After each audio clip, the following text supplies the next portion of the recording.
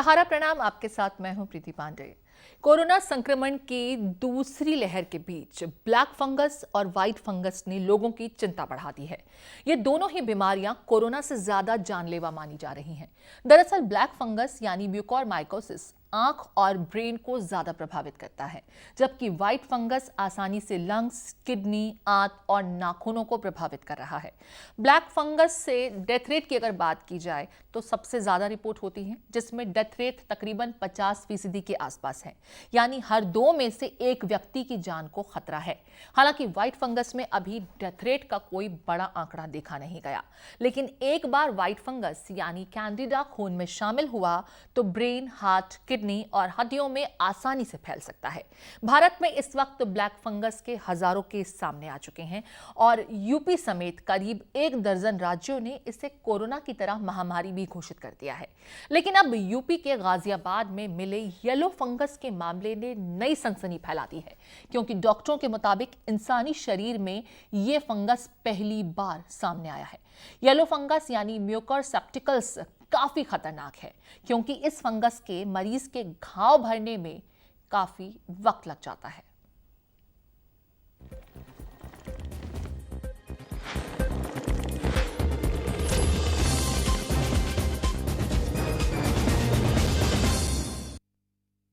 Black fungus के नाम से दहशत फैला रहा म्यूकोरमाइकोसिस एक फंगल इन्फेक्शन है और ये बीमारी उन लोगों को ज्यादा प्रभावित कर रहा है जिनका इम्यून सिस्टम किसी न किसी वजह से कमजोर हुआ है।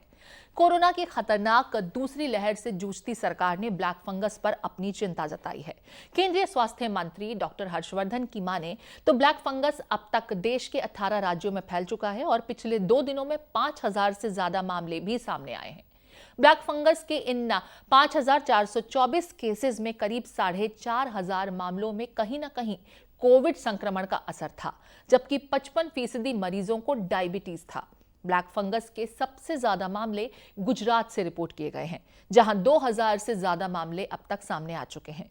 लेकिन कोरोना की महामारी के बीच ब्लैक, व्हाइट और येलो फंगस की तिकड़ी अब क्या दहशत और खौफ बढ़ाएगी, ये बड़ा सवाल है और चिकित्सा सेवाओं की परेशानी यकीनन इसके चलते और बढ़ने वाली है। It is not a communicable disease, यानी कि एक व्यक्ति से दूसरे व्यक्ति को वैसे नहीं फैलता है जैसे कोविड फैलता है। तो अगर एक व्यक्ति जिसको म्यूकोरमाइकोसिस है वो और किसी व्यक्ति के साथ बैठा है तो ऐसा नहीं है कि उसको फंगल इन्फेक्शन उससे फैल जाएगा। तो ये समझना बहुत ज़रूरी है। दूसरा ये समझना ज़रूरी है कि ये जो फंगल इन्फेक्शन है 90 to 95% जो पेशेंट्स हैं जिनमें पाया गया है उनमें या तो डायबिटीज़ है या साथ में स्टीरॉयड यूज़ किया गया है। जिन लोगों को डायबिटीज़ नहीं थी या जिन लोगों को स्टीरॉयड्स नहीं दिए गया उसमें ये बहुत रेयरली देखा गया है। It is not uncommon. कई दफ़ा लोग ये कहते हैं कि ऑक्सीजन के साथ ये है, लेकिन इसका लिंक है, लेकिन कई पेशेंट्स ऐसे भी हैं जो घर पे इलाज कर रहे थे जिनको ऑक्सीजन की ज़रूरत नहीं पड़ी, घर पे उन्होंने स्टीरॉयड्स ले लिए और शुगर उनकी कंट्रोल नहीं हुई, उनमें भी म्यूकोरमाइकोसिस देखा गया है जो हॉस्पिटल में एडमिट भी नहीं हुए। तो admission and oxygen is not one factor which is definitely linked with this. आइए जरा सुनते हैं कि येलो फंगस और ब्लैक फंगस पर डॉक्टर्स क्या जानकारी दे रहे हैं और ब्लैक फंगस से पीड़ित मरीज अपना दर्द कैसे बयां कर रहा है। वो 45 साल का है। उसको साइनस बिल्कुल सीटी स्कैन में नॉर्मल लग रहे थे, लेकिन जब मैंने एंडोस्कोपी टेस्ट किया तो उसमें मुझे मालूम पड़ा कि उसको 3 तरह का फंगस है। उसको वाइट भी है, उसको ब्लैक भी है, उसको येलो फंगस भी है। जो येलो फंगस है वो उसको बोलते हैं म्यूकोरसेप्टिकस। ये रेप्टाइल्स में मिलता है, जैसे छिपकली वगैरह इन सब में मिलता है। ये फर्स्ट टाइम मैंने ह्यूमन में देखा है अपने पूरे कैरियर में, और इसका कोई भी किसी जर्नल में कहीं कोई रेफरेंस नहीं है। सिर्फ एक चीज़ है कि इसको एम्फोटेरिसिन इंजेक्शन ठीक कर सकता है, लेकिन ठीक होने के बाद इसका घाव भरने में समय लगता है as compared to white and black fungus. मुझे तो नाक में तकलीफ थी, फिर यहाँ पे सुधरा तो यहाँ पे दर्द चालू हो गया, फिर उसके बाद में यहाँ पे सीजर किए, ज़्यादा नहीं इतना बड़ा किए इस उंगली के बराबर, मैं तो देखा नहीं।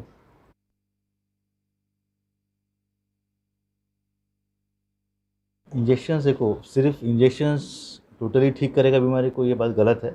सर्जरी का जो रोल है डिब्राइडमेंट का वो 70% है, 30% अपन इंजेक्शन पे रिलाई करते हैं।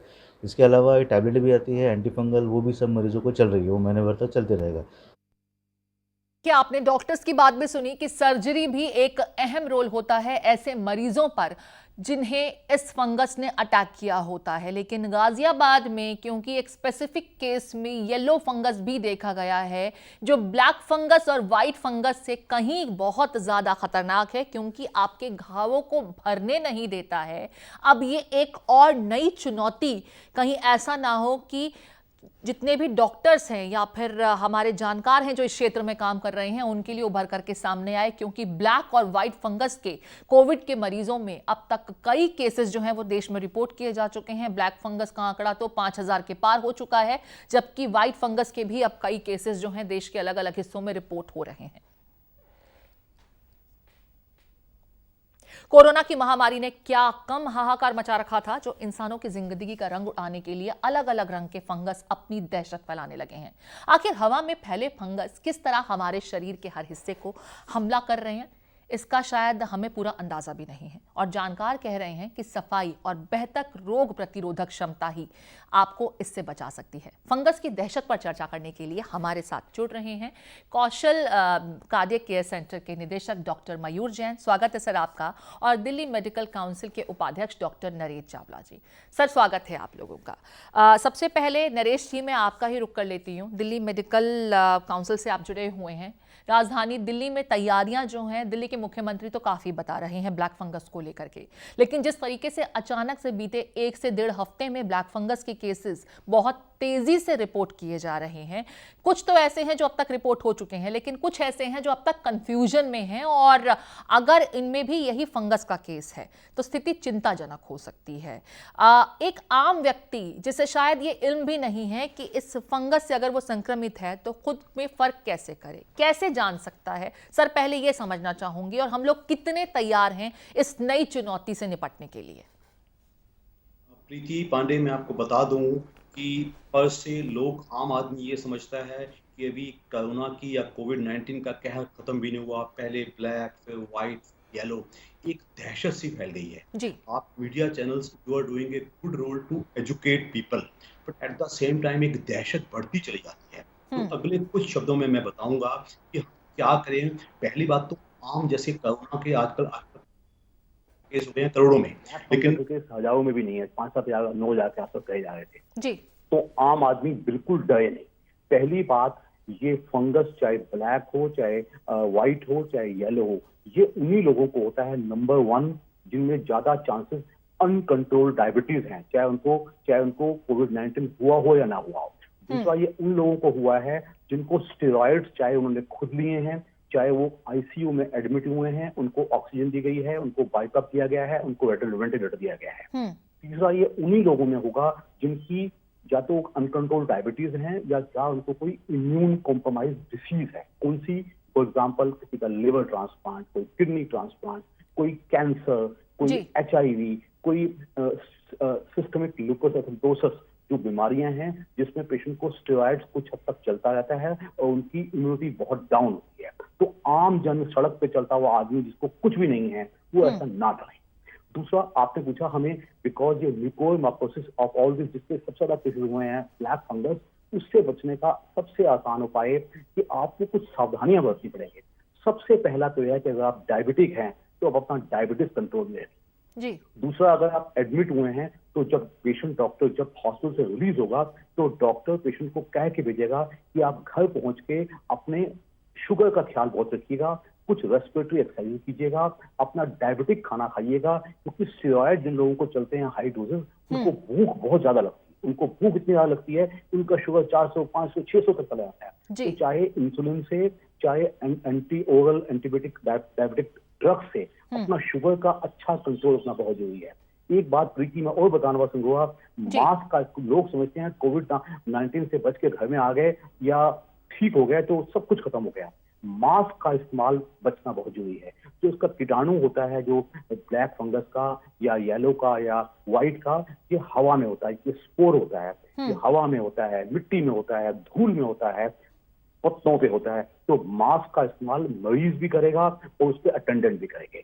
अगर थोड़ी सी हम हाइजीन करें तो believe me Preeti, the prevention of all the 3 funguses is far more easy and simple than the treatment, क्योंकि तीनों बड़ी खतरनाक बीमारियां हैं। बिल्कुल सही कहा आपने सर कि prevention is better than cure, और क्योंकि ये वायरस हवा में है, एनवायरनमेंट में है, हमारे आसपास कहीं भी हो सकता है, तो जो हाइजीन और इस तरह की एहतियात हैं शायद ये हमें इस बीमारी से ज़्यादा बेहतर तरीके से बचा सकते हैं। डॉक्टर मयूर जैन जी हमारे से जुड़े हुए हैं।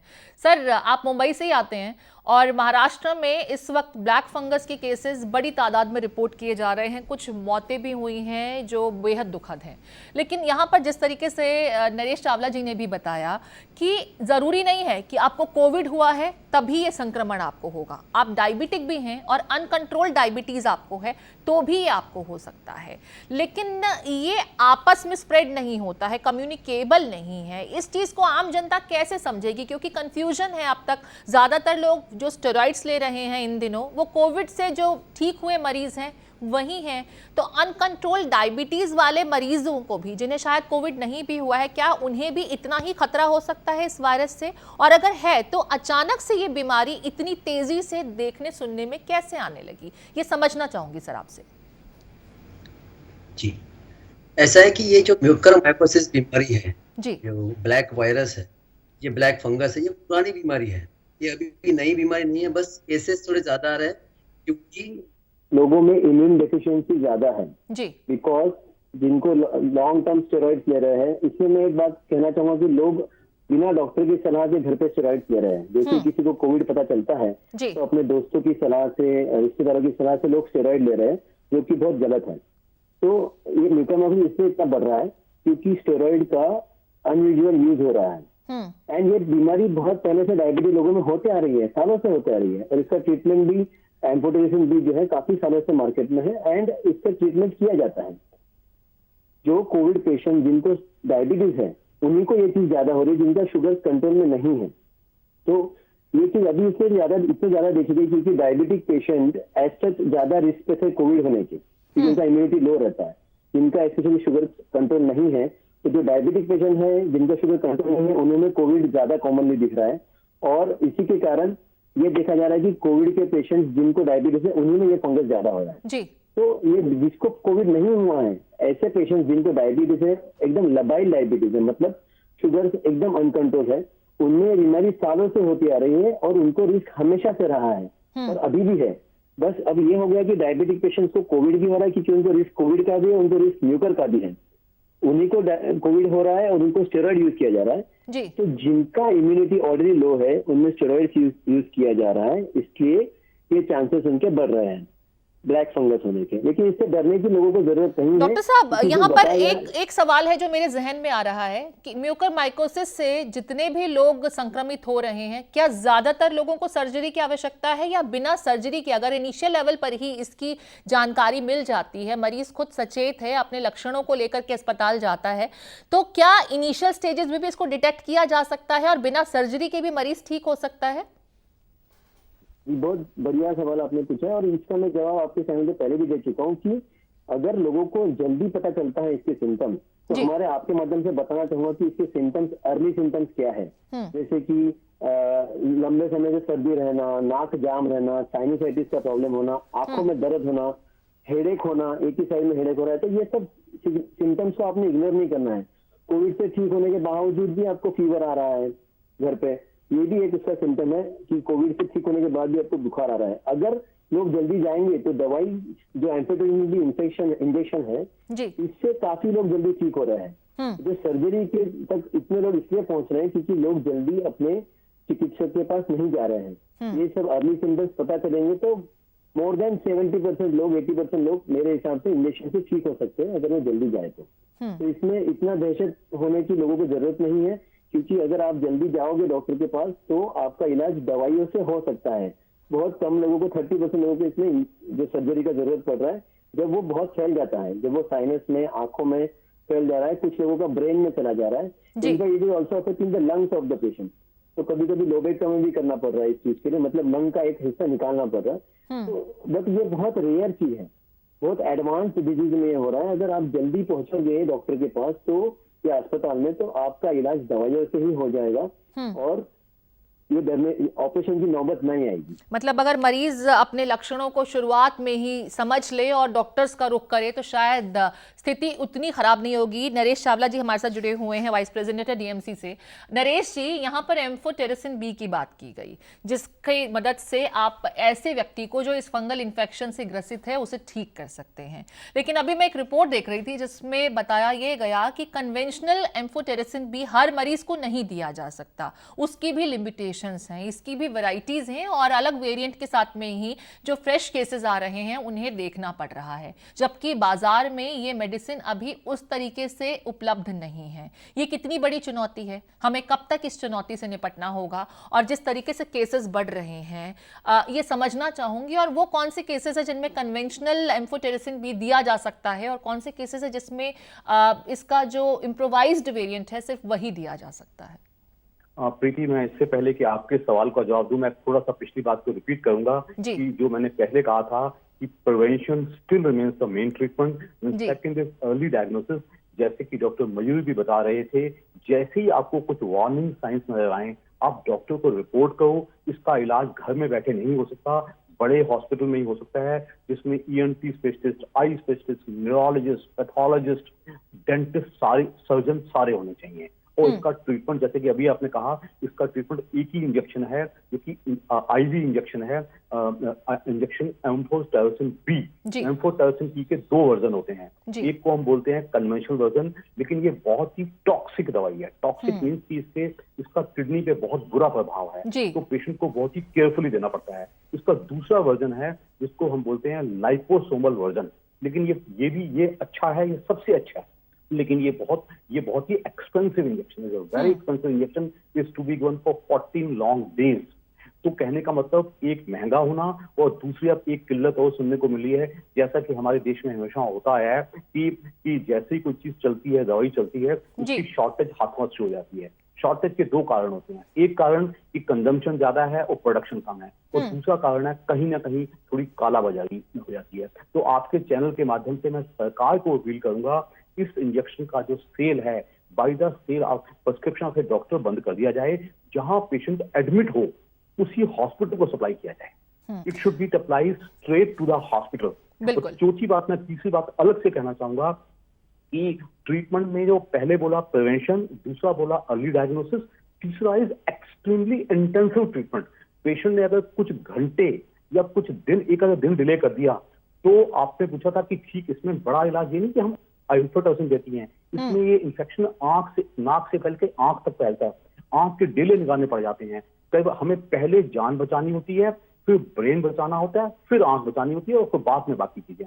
कहने का मतलब अगर पेशेंट लेट पहुंचेगा तो कुछ भी हो सकता है। इस बीमारी ब्लैक फंगस की मृत्यु दर 45% है, यानी कि हर 2 में से 1 के जाने के चांसेस हैं। कहने का मतलब आप समझ सकती हैं कि prevention, we should all doctors और members of Indian Medical Association, हम सब लोगों को एक ही चीज एजुकेट करते हैं कि भाई पहली बात तो आप स्टेरॉइड डिस्ट्रीब्यूट ना करो।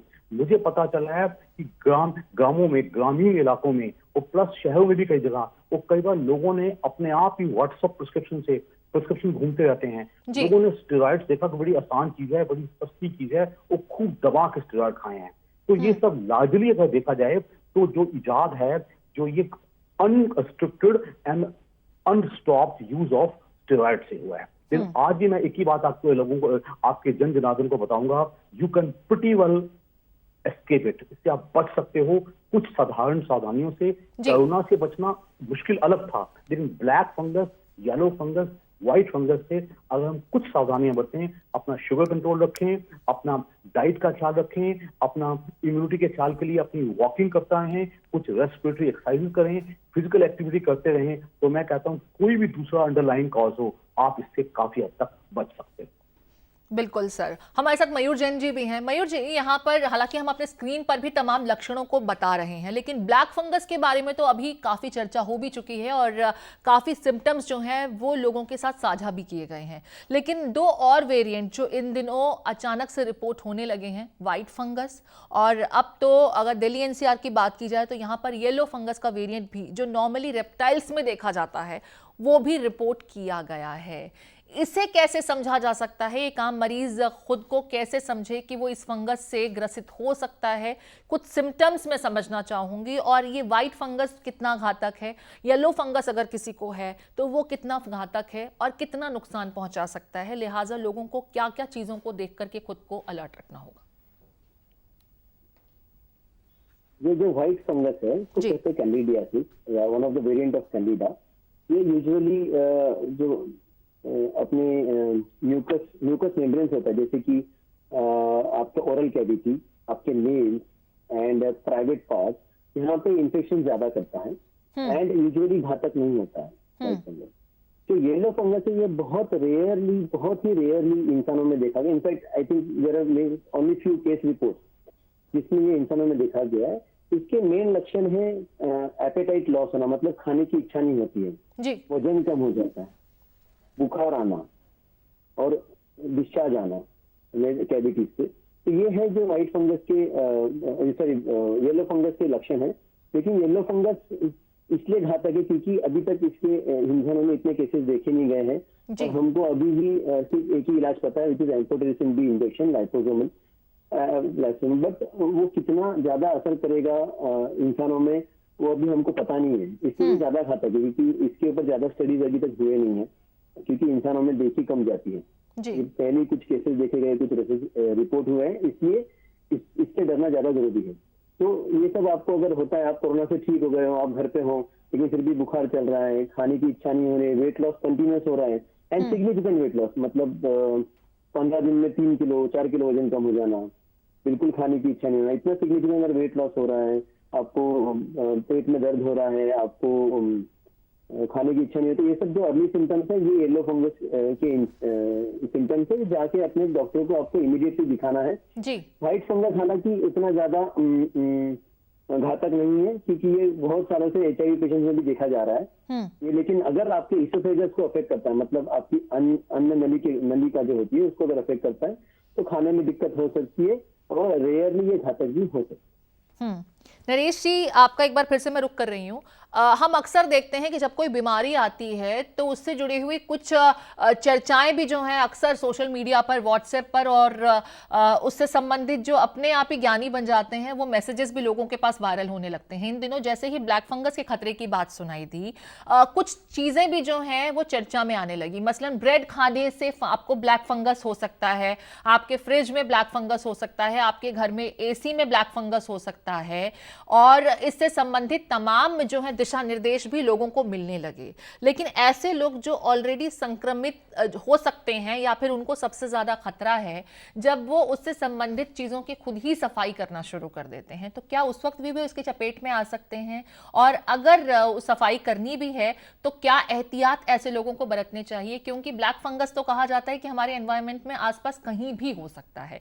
इस मिथ से कोई व्यक्ति कैसे बचे? और साथ ही साथ क्योंकि ये हाइजीन से संबंधित एहतियात भी हैं जो बेहद जरूरी हैं इस बीमारी से लड़ने के लिए, कोई व्यक्ति इससे संबंधित चीजों को जितने भी उपाय कर रहा है वो करते हुए खुद को बचा कैसे सकता है, ये समझना चाहूंगी। प्रीति, इसमें कोई शक नहीं है, जब तकलीफ होती है तो हमारा देश तो कहानियों का देश है और फोकलोर्स का देश है, तो कहानियां सामने आ जाती हैं। जैसे कि पूछा गया, ब्रेड का इससे कोई ताल्लुक नहीं है, जैसे आपकी स्क्रीन पे भी आ रहा था, बासे खाने का इससे कोई ताल्लुक नहीं है। हमें बासा खाना नहीं खाना चाहिए, but that is important from other points of view. इसका फंगस से कोई ताल्लुक, फंगस से ताल्लुक एसेंशियली हाइजीन का है। पहली हाइजीन, जब पेशेंट एडमिट होता है किसी ICU में, तो एक साथ में आपने देखा होगा एक पानी की बोतल होती है जिससे ऑक्सीजन निकल के आती है। उसमें हमेशा सबसे पहला कॉमन पॉइंट वही हो सकता है, उसमें पानी हमेशा डिस्टिल्ड वाटर ही होना चाहिए, टैप वाटर इस्तेमाल नहीं होना चाहिए, क्योंकि उस टैप वाटर में भी स्पोर्स यानी कि फंगस के स्पोर्स हो सकते हैं। नंबर 1। नंबर 2, जनरल हाइजीन में आपका कमरा, चाहे आप घर में है, होम आइसोलेशन में है, चाहे आप ICU वार्ड में है, हमेशा साफ सुथरा होना चाहिए। कोई किसी किस्म का डस्ट नहीं होना चाहिए, फालतू लोग नहीं आने चाहिए, क्योंकि हर इंसान अपना इंफेक्शन कैरी कर सकता है। एक घर में फूल पत्ते पड़े हैं, उनमें भी स्पोर्स हैं, तो हम ये नहीं कि हम फूल पत्ते खत्म करते हैं, हम उनको साफ रखें। तो general hygiene is a must, लेकिन फालतू के वहम करना, मेरे पास आजकल ज्यादातर पेशेंट उठते ही हैं जिनको कुछ नहीं है, वो यही बात से डरते रहते हैं, डॉक्टर मुझे ब्लैक फंगस तो नहीं हो जाएगा, तो ये गलत है। एक दहशत फैल रही है। हमारा उद्देश्य आपके दर्शकों को ये बताने का है कि ऐसी दहशत ना आए। 5 चीजें हम फॉलो करनी है। Number 1, if you are diabetic, control your sugar. यानी कि खाली पीली बंकस नहीं करना है। If you control your sugar, आपकी आधी तकलीफ खत्म। Number 2, use a mask. आपके यहाँ आप खुद भी मास्क का, डबल मास्क का इस्तेमाल कीजिएगा, तो जो अटेंडेंट रहेगा, जो आसपास रहेगा, उसको मास्क करें। Number 3, general hygiene. What is general hygiene? की चीजें साफ होनी चाहिए, नमी नहीं होनी चाहिए। नमी में अगर एटमॉस्फेयर आसपास नमी वाला है तो फंगस ज्यादा होने की चांस है। आजकल बारिशें शुरू हो चुकी हैं, तो मानसून आने वाली है, तो इसका डर भी है। तीसरा, अगर ये ग्रामीण इलाका है तो आसपास कोई तूड़ा या भूसा है, इनमें फंगस बहुत ज्यादा होता है। इसके अलावा कोई इलाके में धूल मिट्टी है, उसको आप ऐसी जगह मरीज को रखिएगा जो सेफ रहे। तो मेरे विचार में ये सिंपल सावधानियां बरती जाएं, वो फालतू का डर ना जाए, एक पैनिक ही ना किया जाए। लोग इस टाइम बड़े दुखी हो चुके हैं। हिंदुस्तान की जनता, बल्कि अभी आप सोच के देखिए, केसेस कम होने शुरू दर्जन से हुए हैं, और जैसे कम होने शुरू हुए हैं तब से ये ब्लैक, व्हाइट, येलो, अब आगे क्या होना है किसी को नहीं मालूम। बिल्कुल, सबसे बड़ी जिम्मेदारी आम लोगों की भी है कि अपने साफ सफाई का ख्याल रखें, दहशत से बचें, लेकिन एहतियात भी बहुत जरूरी है। डॉक्टर साहब ने जितने तमाम एहतियात बताए, अगर आप इनका संयम तरीके से पालन करते हैं तो आप इस बीमारी से न सिर्फ खुद को बचा सकते हैं बल्कि अपनों को भी सुरक्षित रख सकते हैं। डॉक्टर मयूर जैन और डॉक्टर नरेश चावला जी, आप दोनों हमारे साथ जुड़े, इस महत्वपूर्ण मुद्दे पर चर्चा की, इसके लिए आपका बहुत बहुत शुक्रिया। और बड़ी बहस में आज के लिए इतना ही। देश और दुनिया की ताज़ा अपडेट्स के लिए चलते रहिए समय के साथ। सहारा। प्रणाम।